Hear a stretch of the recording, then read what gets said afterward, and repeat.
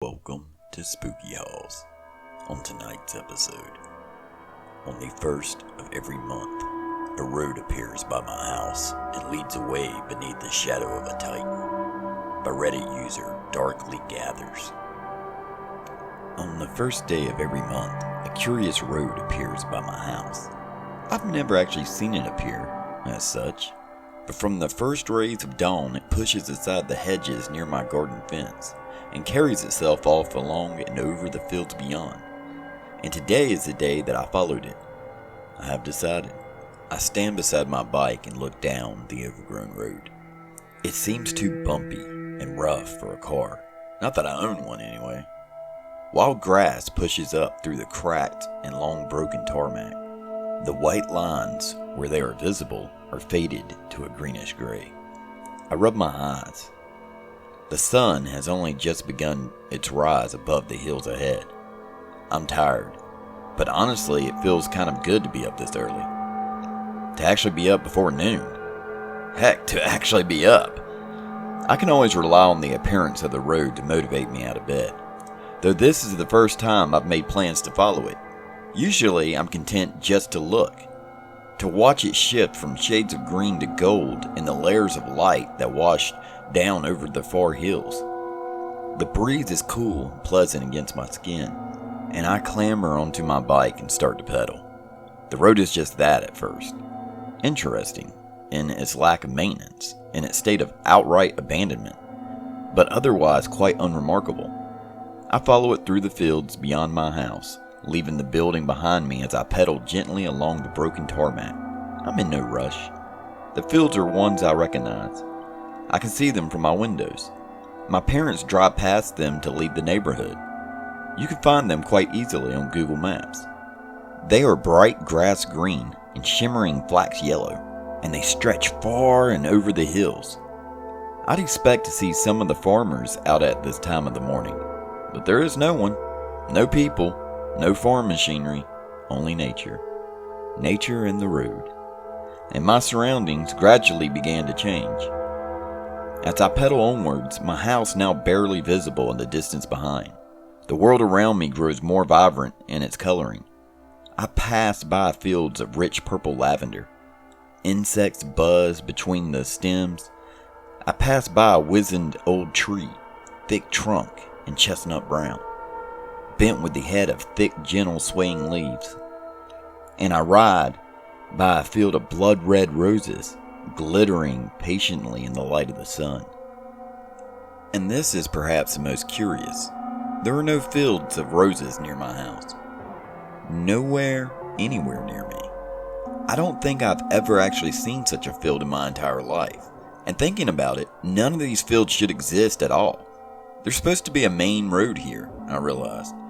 It splits off and leads to a nearby town. There are streetlights, at least there's meant to be. But I keep pedaling. I'm set on my mission. I will follow the road, and I will find out where it leads. On I go. On and on and on. It keeps mostly straight, but occasionally curves around, or over a hill. I'm not keeping count, but it's over the fourth or perhaps fifth hill that I've started to see it, the Titan. So far away at first that it only appears as faint and shimmering highlights, barely different in shade to the blue sky behind. But as I pedal, the sun rises and the wind rises with it, and the Titan becomes clear. It stands high up above all other things, and its shadow is cast long and dark out over the fields. It stands behind the furthest hills on the horizon, about 45 degrees to my left, and I have my head turned to it as I ride onwards. As the Titan becomes sharper and the dread it arises grows stronger, I get a better sense of its composition. A monstrous blight on the landscape, a colossus of rock and steel. I can just about make out a series of chains that wind up and around one of its legs and into the bars and gears of its torso. I watch as they slowly, almost imperceptibly turn. I watch as the chains are dragged up and around and back down their steady path. Half of the Titan's chest is made of mountain stone, bolted and connected to the dark connecting metal. Chimneys rise up from its shoulder, and pale, cloud-like smoke climbs from them, little by little up into the air. The Titan's eyes are black, all the darker in the shadow of the sun. Its jaw hangs open. A great low and thunderous metallic groan rolls over the hills and towards me with the wind. It takes a long time. I can see the tall stalks of flax in the distance waver. I watch the bright lavender in the field before it bend and turn, a great wave pushing them to the side. The flowers in the field by the road rustle and stir violently, and then the gust hits me. The bike wobbles as my hair is forced into my eyes.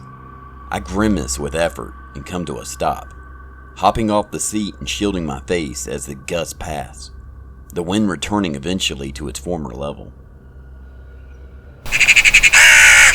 I'd keep pedaling if I were you, cyclist, says a high-pitched voice by my ear.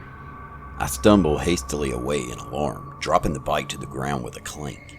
But there is no one there, only a sparrow, brown and white, flittering in the air beside me. I watch as it flies over to a rotten green wooden fence, settling on one of the posts. I stare at it in disbelief for a moment. Then it opens its beak and speaks again. The voice is a girl's. "The road isn't kind to travelers on foot," she says. "Less so to those who have come to a complete stop. You should get back on your bike. Don't worry, I can keep up." My heart pounds, but anxiously I do so. With shaking hands, I lift up the bicycle and clamber back up onto the seat, and I start to pedal on. The sparrow rises from the post and flitters alongside me. "So, tell me why. Why are you here, cyclist?" she asks me. I shoot the sparrow another glance. I swallow nervously. The road appears every morning, on the first of every month. No one ever sees it but me. It's meant for me. It has to be. So I'm following it. I'm following it, and I'm going to see where it leads. I need to find out what's at the end. I nod to the Titan, watchful and dark. A tower on the horizon. Does it lead to him? The road? Will it take me to the Titan? The sparrow adjusts her position and flies a little further ahead, looking back at me. "Do you want it to?" I shake my head. Not particularly, no. "Then you're in luck. The road goes nowhere near him. He stands miles from the road, in the middle of the fields, of his fields. They're all his fields, actually. Everything you see around you, they belong to him. I should warn you, he cares very little for cats." I grunt. Then why did he show me the entrance to the road? The sparrow chitters and flies across my vision to my left. "He didn't, silly. I did.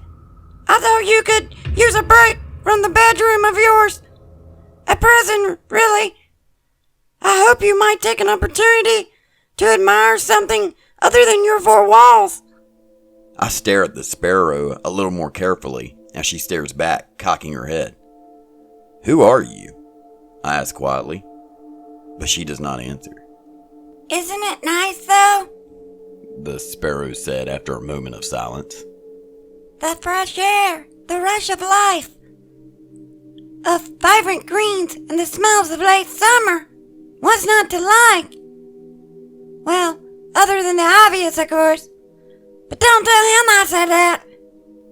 She chitters again, and I shoot a glance at the shadowy Titan watching from afar. "So why doesn't he like guests?" I asked. "This place is beautiful. It's like a dream or something. Some of the trees, these flowers, I've never seen anything like them in all my life. I gestured to one such field. It was full to the brim with tall, white-stemmed flowering plants, their petals large and flayed, fading from orange at the edge to blue in the center. A tree that looked intentionally very much like a redwood, though stooped near the top like a willow, stands alone in the center of this field. You know, I never asked, The sparrow replies. I don't think he likes to share. Selfish! The sparrow speaks of the Titan as if they were old friends. Friends after a falling out, perhaps, or a good-natured rivals. But I don't get that sense at all when I look at the Titan. The longer I keep my eyes on him, the longer I watch his gears slowly shift, the spokes rolling steadily round and round. The greater the apprehension grows. A terrible and malice disquiet that draws the moisture from my mouth and redirects it back to my neck, to my palms. I wipe my hands alternatingly on my shirt before returning them to the handlebars and looking away. Back down the path of the road, I can still see him out of the corner of my vision though. He's too massive to miss, watching with those black and soulless eyes.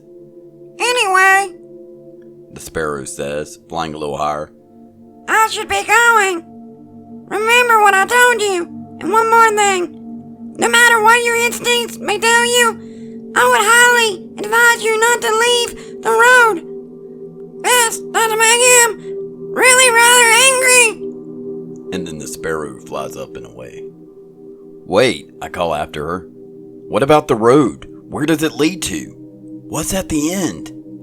But she either cannot hear me or has chosen not to reply. She's too high up, and she veers off and away, up and quickly out of sight. I'm starting to get a little tired by midday. The sun is high directly above me now, and the breeze is no longer offsetting the heat of the sun to a sufficiently comfortable degree. Little buds of sweat are pinpricked across my skin, and I need a drink. My water bottle, however, is in my backpack, and I need to stop to draw it out. I know what the sparrow said, but I can't just keep pedaling and pedaling, can I? That's not fair.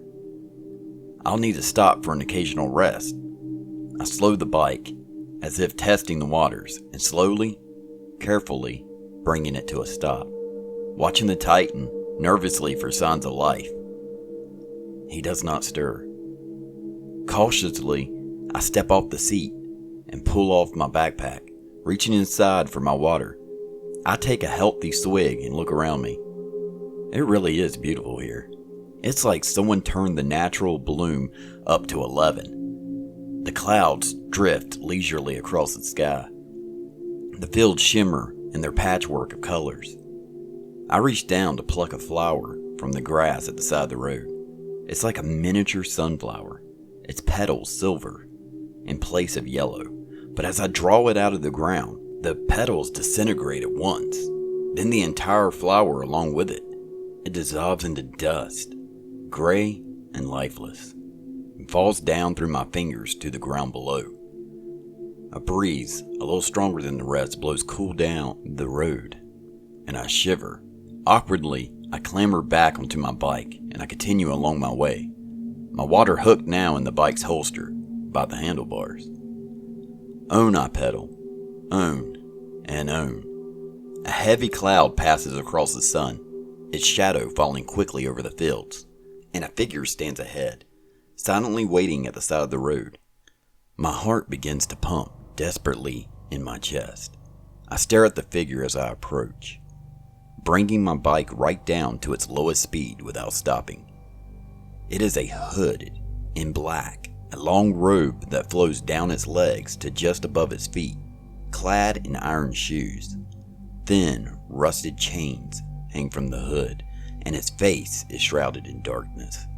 Appendages, unseen, stir against its chest and torso, twitching and rustling the robe. It's horrific. I can't pass it by. I just can't. So a good distance before I reach it, a few meters away, I bring the bike to another stop, resting with one foot on the ground and staring right at it. What did I tell you about stopping? Whispers the voice of a sparrow in my ear, and I jump for a second time. What the hell? I shouted at it as it chitters and flies up out of my reach. What the hell is that thing? What is it doing there? An acolyte of the Titan. The sparrow replies, flittering away and playfully twirling around the hooded figure's head before returning to the bike.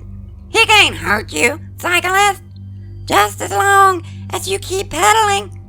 So come on, right past. It's okay. What the? I don't want to do that. Maybe I should turn back. Turn back? The sparrow laughs. Oh, cyclist, you can't turn back. Not now. It's too late. What do you mean it's too late? Questions? If you try to go in the direction from which you come, you will find eventually that the road has ignored you. That it carries on ahead regardless of your decision. You have committed. You want to see where it leads, you said. You want to find out what's at the end. I do not reply. So come on, She says, flapping her wings. run on, bye, quick as you can. I'm not convinced. But waverly, I climb back onto the pedals and push myself off, watching, unsettled, as I pass the acolyte by. The air around it feels cold. Very cold indeed. I swear, when I'm directly across from it, I catch the hiss of whispering beneath the hood. But it lasts for only a second before I lose it under the rush of the breeze, and I leave the figure behind. I shoot one last look over my shoulder, but realize to my absolute horror that the figure is moving. The hooded acolyte drifts onto the road, hovering just above the ground, its feet completely still. The chains that hang from the hole in its hood jingle softly as it abruptly turns and begins to follow me down the road. Well behind, but keeping pace. Fuck! I shout, swiveling around, my blood running like icy cold water through my veins. The bike wobbles as I pedal faster, harder. I thought you said it wouldn't hurt me, I shouted to the sparrow. What the fuck am I going to do? You can slow down, for one thing. She tethers. You're just going to tire yourself out, and then you'll have to stop. And as I said, cyclist, you really don't want to stop. Not again. But it's going to catch me, I panted, pumping my legs around the pedals, shooting another look behind. The acolyte drifts over the road, following me, its shadow darker against a broken and overgrown cobblestone tarmac than perhaps it should be. No, it won't. It'll never catch up. It'll stay at that distance and will come no closer, nor fall back any farther. It won't, and it can't approach. Just as long as you keep moving, cyclist. So no stop. Okay? Okay? I grunt and struggle with my fear. Okay. I look over my shoulder as I try reducing my speed just a little, and sure enough, the acolyte slows too. It matches my speed as the sparrow said it would. Holy hell, I muttered. What does it want? Where did it come from? The sparrow turns to look at me. She cocks her head. We all make mistakes, She said quietly. I was only trying to help. Just stay on your bicycle. Please, keep moving along the road. I will, I replied, glancing again at the acolyte. I will, but tell me, what's at the end? What's at the end of the road? I turn to look at the sparrow, but she is gone. I look wildly from left to right. Wait! Come back! Don't leave me with that thing! But she is gone. I shoot another glance back over my shoulder. The acolyte follows, drifting, floating above the road. Whatever it was concealing beneath the robe around its chest, they shift and squirm beneath the dark material. I turn back to the road ahead. The beauty of the world around me has become sharper somehow, bladed, more menacing. I notice more easily the glistening thorns of the roses. The hills in the distance appear taller and less forgiving, and the moss-covered, worn, old wooden fences no longer seem rustic or charming. They instead stand as a warning, a bitter warning from the forgotten and the abandoned. I can no longer enjoy my surroundings as I did mere minutes ago. I cannot remove the constant lurking presence of the acolyte from my mind. It poisons everything I see. Even when I'm looking forward, I can feel it. I can sense it's just behind me. The only thing stopping me from constantly twisting to look behind me is the fear that I will hit a bump and fall from the bike. I'm taking the sparrow's suggestion and not to stop a little more seriously now. The road goes on, the acolyte follows, and the Titan watches from afar. Evening now. I'm starving, and my legs are aching. I'm not going particularly fast, but I need to stretch them. To stretch them properly, instead of just raising them alternatingly from the pedals for a moment's respite. I managed to pull a couple of energy bars from the front pocket of my backpack. By shimmying it around to my front, but the more substantial meals are in cans. I don't really have a hope of getting those open in my current state, let alone finding a chance to cook them. The sky, like the flowers I saw earlier, fades from blue to orange. Clouds gather towards the horizon. Full clouds. Heavy clouds. I've been cycling, effectively, non-stop all day. I was able to piss, with some effort, and with a lot of veering across the road. But not without dousing one of my legs in the process. Disgusting, I know, but I daren't stop. Not even for a moment. I've traveled for miles upon miles. But this Titan is so far away that from my position, it seems like he has barely moved at all. My morbid curiosity has long since given way to a cold yet simmering fright. I hit a bump in the road and leaned forward, gripping tighter to the handlebars, and to my right, a blur of white or brown tells me that the sparrow has returned. "This is torture," I muttered to her. "What kind of place is this? I just want to know what lay at the end. This is what I get, is it? For getting out of bed this morning?"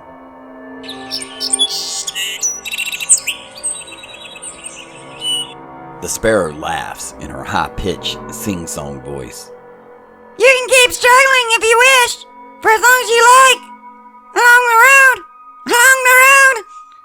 And you can keep trying to find what lies at the end of it, cyclist. You're more than welcome to. This is your journey. Or, if you've seen enough, just say the word. I'll show you the way home. I'm about to leap at the chance. A large part of me wants this nightmare to end. I turn to look behind me again. The acolyte follows. The Titan watches. My legs are starting to burn. But the secrets of this place, the road and the fields, where did they come from? What is the Titan's true purpose? And the acolyte? I have no answers. No answers at all. My deliberating silence is, it seems, enough of a response for the sparrow. She tithers sadly. So desperate for knowledge, for the ultimate answers. I've met so many like you, Silas, she says sadly, her head turning momentarily to look over my shoulder. And then she's off. She soars up and away into the sky. "No!" I shout after her. "Wait, please! I'm done, alright? I'm done. Please take me home." But I am too late. Once again, the sparrow has maddeningly flown away. I swear I slam my hands against the handlebars, grunting with effort as I force my legs to push home. The sun sinks low in the sky, a sky that has become covered and clustered completely with shimmering storm clouds, shivering and set to burst. The scene around me is now a curious one. The sky is dark, but because the sun is below the clouds, my way ahead is still quite clearly illuminated in the red gold light of the sunset. I savor it greedingly, because I know that it will soon be gone, and I'll be left with nothing but darkness. And the darkness falls without mercy. It brings with it great sweeping sheets of rain, and to my utter dismay, more of the hooded figures stood waiting by the side of the road. The air is totally cold now, all around, and as I pass the acolytes by, they fall into step with their comrade, and they follow on, drifting tirelessly over the road. I can hear their whispering clearer now, the jangle of their chains is a rusted and terrible melody. I shoot a look behind. Something comes untucked from the front of one of the acolyte's black robes, just for a moment, but it reveals potentially the source of the squirming. What looks like an enormous spined leg of an insect juts out, cringingly before retreating back beneath the robe. I suppress a gag, swearing with distress and wiping the rain from my eyes as I squint and steer on, pumping my fiery joints, commanding my legs to keep pedaling, to keep moving, but my progress has become so much slower. I'm having to be careful to go around the growing puddles, since I cannot be certain how deep they are, and I cannot risk coming off the bike. Not now. I see something up ahead through the rain, something that I have not encountered before, an old, tall, wooden sign, with something inscribed deeply upon it. I push my soaked-through hair away from my eyes, and I peer at the sign as I pass it by, to see what it says. But it doesn't say anything at all. There's an arrow that points ahead, and an O. A circle, I guess. And then the sign is gone. I pass it by. I turn to look behind me to see if there's anything written on the other side. But it just shows the same. The arrow and the O. Fuck this place, I think to myself. I should have never come here. The night draws deeper. Panic starts to set in. I think about my life. I wonder if I ever make it home. Whatever may lie at the end of the road seems less important to me now. Drenched in this tempest, I think about the days of my life that I've thrown away. The days spent turning from side to side in my bed. It would have been so easy to have just gotten up, to get up and do something, to commit to doing just one thing that entire day. Then after a week, I could have looked back proudly. I could have looked back on the 7 things I accomplished, instead of the 0. I shiver with the cold and the deep regret, completely and totally rain-drenched. I don't need this though, I think bitterly. This hell road, that sparrow, that fucking sparrow. Somewhere in between the two, the road and the room, somewhere in between the two would have been just fine. Just fucking fine indeed. I can no longer feel my legs, and my lungs ache with exertion. Rough and painful calluses form from the reddened skin of my hands, clenched tight to the handlebars. I'm going to fall. Any moment now, I can feel it. The sparrow has abandoned me, and the acolytes will have me. I look over at the Titan, a dark silhouette through the wall of icy rain. Stood alone, all alone, gears turning, smoke rising, but going nowhere. Does he see it? I think to myself. Does he see the beauty that lies all around him every single day? Through those black eyes of his, I shoot another fevered glance over my shoulder. The bike wavers. Or is it the Titans too focused on the people like me, the intruders? I don't mean to trespass. I only wanted to see. I only wanted to see where the road would lead. I release a sob as I force my legs around and around, pushing the pedals down, allowing them to ride back up and then pushing them down again. Over and over. The bike hits a puddle, deeper than the rest, and it wobbles violently. It takes everything I have to keep myself upright, to keep myself from falling down on the road. If that were to happen, I don't think I'd have the strength to get back up. I've cycled well into the depths of the night now, but it still will be hours and hours before dawn. Why would you tempt me with this road, Sparrow? I shouted up into the storm. Why would you put me through this? I put you through nothing. comes a sudden voice from behind my ear. The sparrow flies just in front of me and looks back into my face. It was your choice to follow this road, Cyclist. You were never under any obligation to go down it. It's a relief to me, honestly, that it was able to tempt you at all. She looked me over, flitters down, raindrops splashing off her feathers as she examines my bike, wavering and rocking dangerously from side to side. I'd really been hoping that you weren't going to fall, Cyclist. My conscience couldn't do without the burden of any more falling. The sparrow sighs. This is your last chance. Would it be? I pushed the cryptic meanderings of the sparrow's little speech to the side. The priority shines through like a ray of sunlight. Home! I shout, rain flying from my lips. Please, just show me the way home. Fuck the road. The sparrow laughs and flies away. Sparrow! I call out, Sparrow, come back! And after a minute, she does so.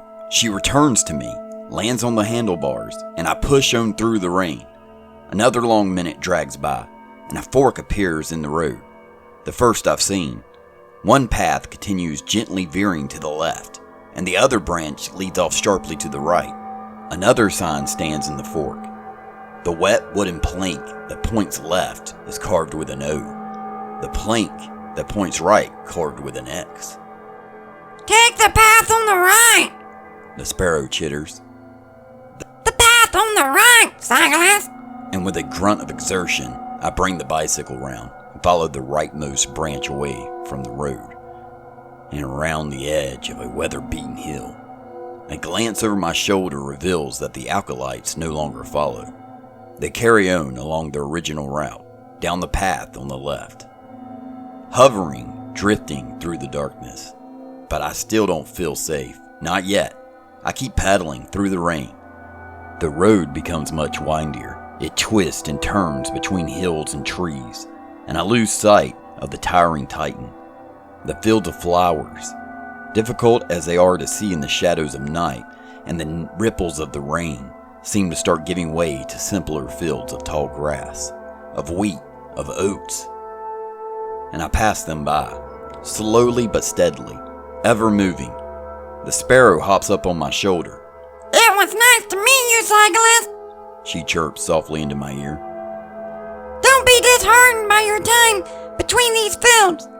Always remember, there are other roads than these. And with that, the sparrow flies up and away.